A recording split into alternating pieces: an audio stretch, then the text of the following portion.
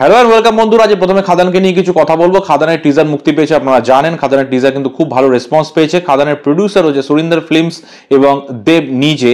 এখানে কিন্তু দেবের যে ভূমিকা সেটা হচ্ছে অভিনেতা এবং প্রযোজক ছাড়াও তিনি কিন্তু এই ছবির ক্রিয়েটিভ ডাইরেক্টর, এবং এখানে কিন্তু ক্রিয়েটিভ ডাইরেক্টর অর্থাৎ তিনি কিন্তু সমস্ত ব্যাপারে তার সুপারভিশন থাকবে এবং তিনি কিন্তু ক্রিয়েটিভ ইনপুটস দেবেন, যেটা কিন্তু খুবই দরকার। কারণ সুজিত দত্ত জাস্ট এর আগে একটি ছবি করেছিলেন এবং এই ছবিটা তার দ্বিতীয় ছবি, সেই হিসেবে তার কিন্তু অভিজ্ঞতা তুলনামূলক অনেকটাই কম এবং দেবের কিন্তু বহু বছরের ক্যারিয়ার, তার কিন্তু অনেক অভিজ্ঞতা রয়েছে। সেই হিসাবে দেবের যে এক্সপিরিয়েন্সটা সেটা যদি তিনি শেয়ার করেন এই ছবির ক্ষেত্রে অ্যাজ এ ক্রিয়েটিভ ডিরেক্টর, তাহলে কিন্তু ছবির মানটা অনেক ভালো হবে বলেই আমার মনে হয় এবং কিছুটা ঝলক আপনারা টিজারেই দেখতে পেয়েছেন।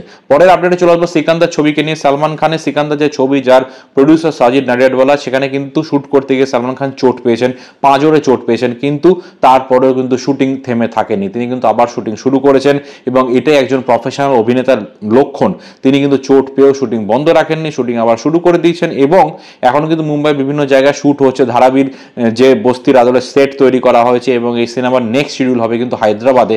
এখনো অ্যাকশন যে শিডিউলটা সেটা কিন্তু চলছে এবং পরবর্তীকালে হায়দ্রাবাদে একটা বড় প্যালেস খোঁজা হচ্ছে যেখানে কিন্তু এর পরবর্তী শিডিউল শুট করা হবে। এর পরের আপডেটে চলে আসবো, সেটা হচ্ছে দেবের টেক্কাকে নিয়ে। দেবের টেক্কার ফার্স্ট লুক চলে এসছে।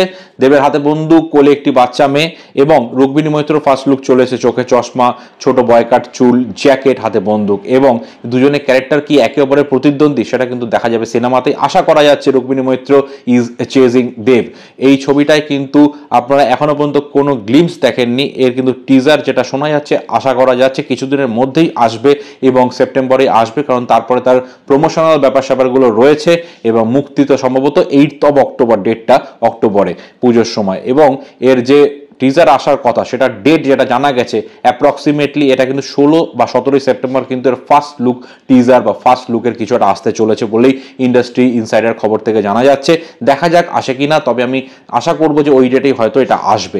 পরের আপডেট সেটা হচ্ছে টেক্কার সাথেই একটা ছবি রিলিজ হচ্ছে, তার নাম হচ্ছে শাস্ত্রী। এবার কিন্তু কম্পিটিশন দারুণ হবে, দেব ভার্সেস মিঠুন।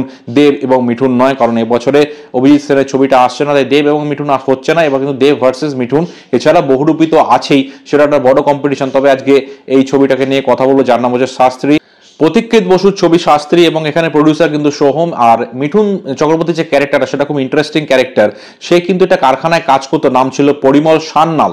সেখানে কিন্তু তার উপর অনেক অত্যাচার করা এবং সে কিভাবে পরিমল সান্যাল থেকে পরিমল শাস্ত্রী হয়ে ওঠে এবং তার একটা ডমিনেশন চলে আসে সমাজে, সোসাইটিতে, সেটাই কিন্তু দেখার। এবং সোহম চক্রবর্তী একজন বিজ্ঞানী চরিত্রে সম্ভবত অভিনয় করছেন। তো শাস্ত্রী ভার্সেস সোহম চক্রবর্তী, অর্থাৎ জ্যোতিষ ভার্সেস বিজ্ঞানের একটা টাসেল দেখা যাবে এবং সেই টাসেলটা দেখার জন্য কিন্তু আমরা উৎসুক আছি। আর আশা করা যাচ্ছে ফ্যামিলি অডিয়েন্স কিন্তু এই ছবিটাকে খুব ভালোভাবে গ্রহণ করবে। টেক্কা একদিকে থ্রিলার আর শাস্ত্রী একদিকে একটা ফ্যামিলি ছবি হতে চলেছে, যেখানে জ্যোতিষ বিজ্ঞান এবং বিজ্ঞান দুটোর মধ্যে কিন্তু দ্বন্দ্ব দেখানো হবে এবং দুটো ছবিরই কিন্তু জমজমাট কম্পিটিশন হবে। তার সঙ্গে রয়েছে বহুরূপী, যেটাও একটা থ্রিলার ছবি এবং এটা গত বছর রক্তবীজের সাফল্যের পরে কিন্তু এই ছবিটার সাথে অনেকটাই এক্সপেকটেশন অনেকটাই বেশি। সুতরাং পুজোর কম্পিটিশন কিন্তু খুব টাফ।